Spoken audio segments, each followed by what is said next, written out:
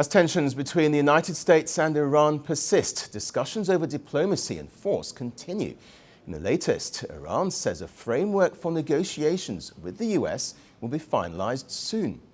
The country's President Masoud Pezeshkian has ordered the start of nuclear talks with Washington, with no specific date mentioned yet.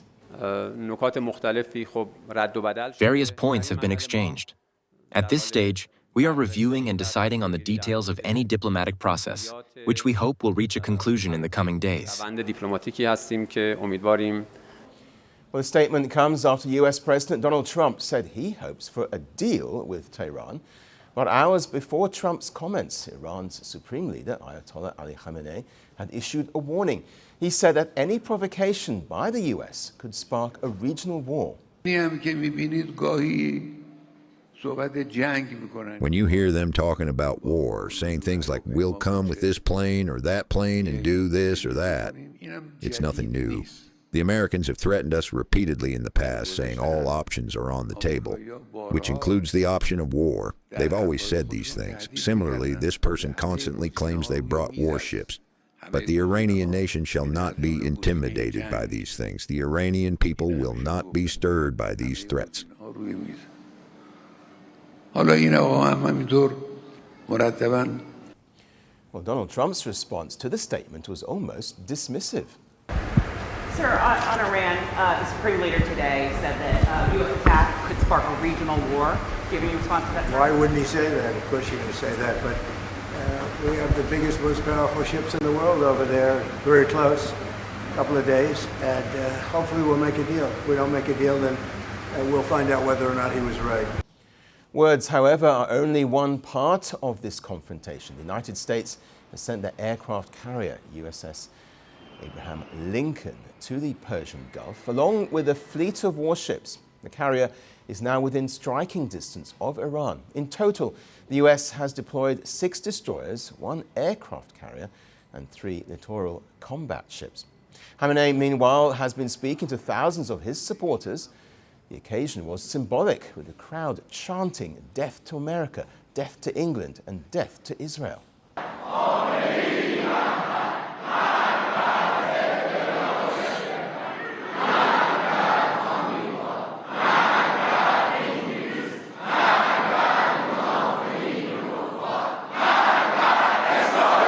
اینی هم که میبینید گاهی صحبت جنگ میکنن که ما نمیدونم با فلان جور هواپیما با چه.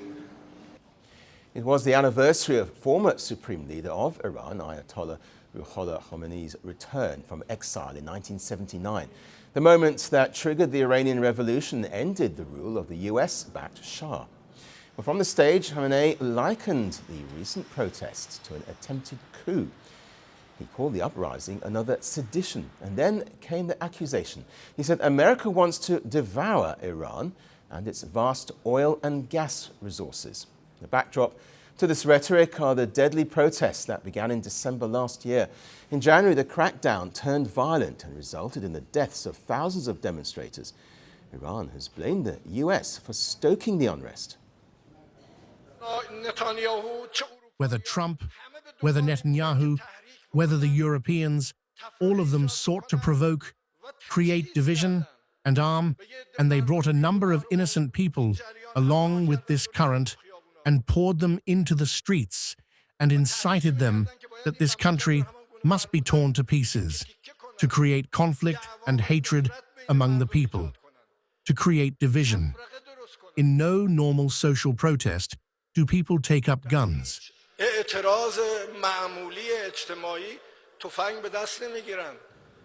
Washington says it stands with the protesters. Trump has repeatedly threatened intervention and demanded that Iran abandons its nuclear ambitions. And in June, we obliterated Iran's nuclear capacity in Operation Midnight Hammer. You saw that. People have been waiting for 22 years to do that, and we were right at the end. They were about a month away from having a nuclear weapon. We had to do it.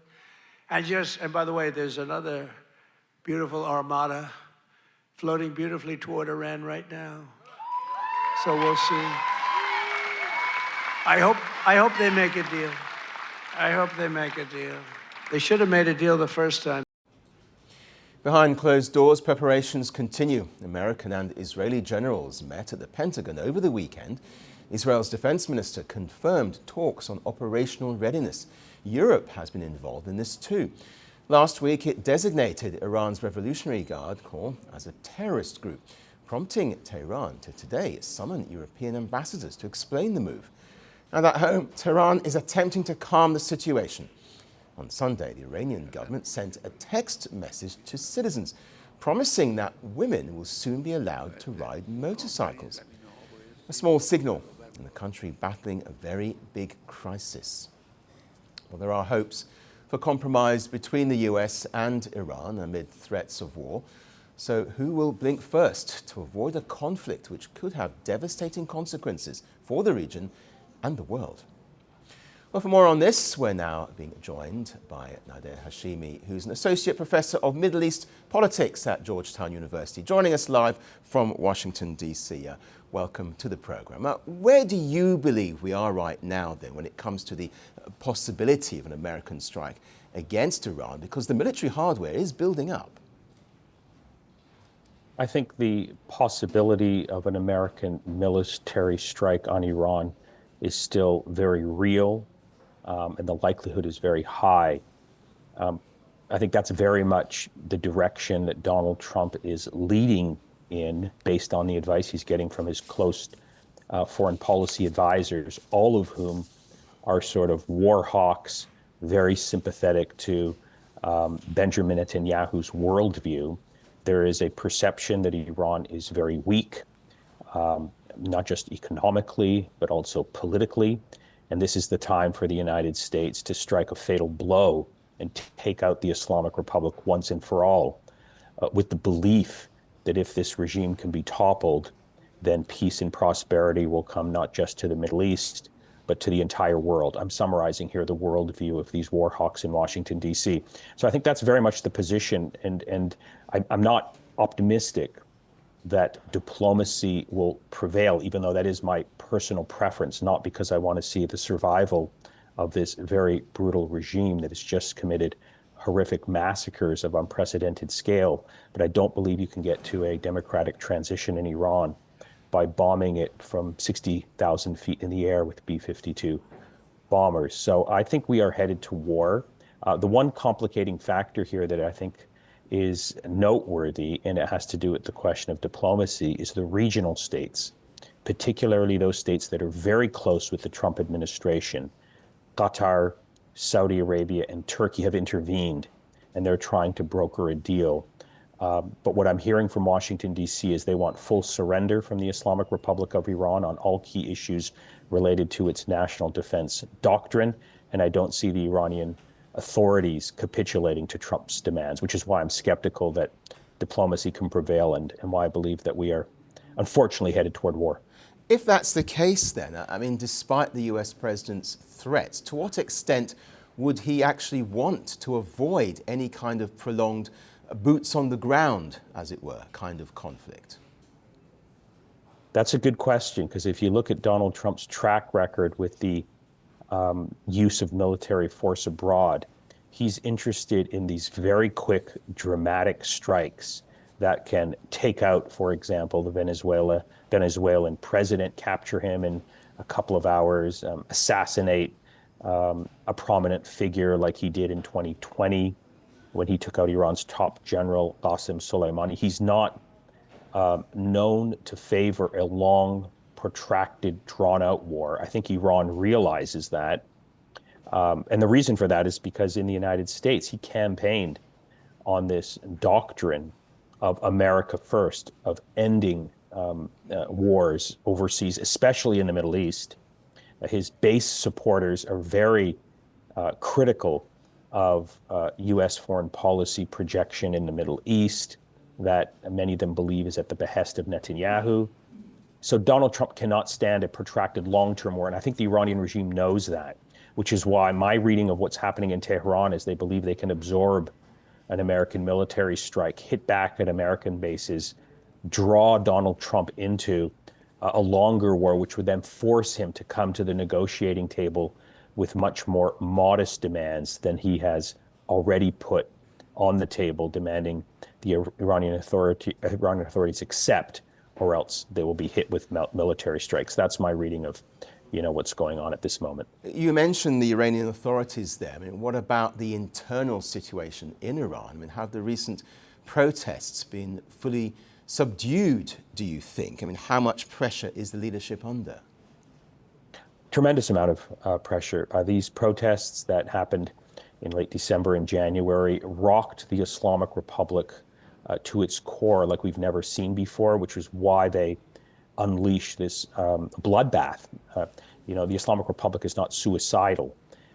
It's been able to survive because it's very calculating in terms of how much force it uses against its society to stay in power. And it wouldn't have unleashed this lethal brutality that has killed thousands of people for sure, perhaps tens of thousands of people, unless it felt that its survival was at stake.